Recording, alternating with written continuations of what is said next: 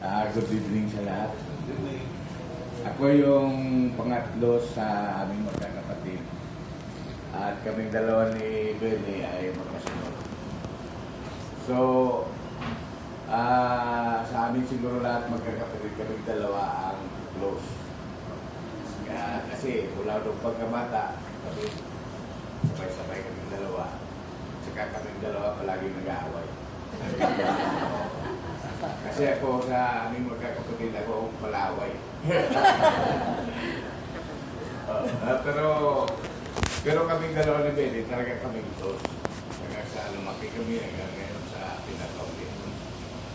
Kaya, ayaw ko kaya namatay nanay namin, napigil kong huwag umiyak. Namatay tatay namin, hindi talaga umiyak. Maraming namatay, hindi ako umiyak. Ngayon pala ako. Bumatak yung luha ko. Yung masasabi ko, lahat ng sinabi niyo pati kay Benny na mabait siya, tahimik, talagang totoo yun. Kasi kaming dalawa, talaga kaming magkasama, kaming lumaki. Nung mag-away kami, akong sumusuntok sa kanya, hindi man lang, ganun lang yan. Hindi man lang nagre-react. Kaya niya, punching bag siya. At saka hindi ko rin naman nalakasan yung sunod.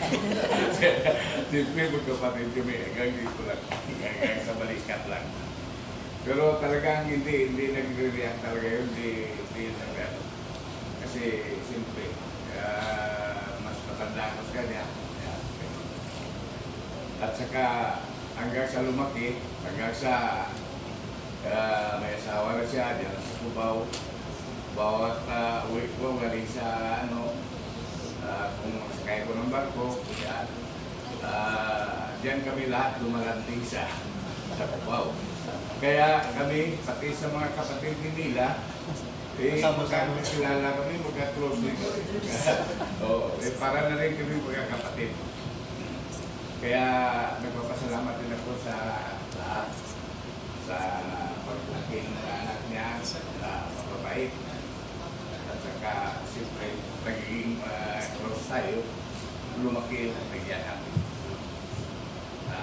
Okay, ayun na lang ako sasabi.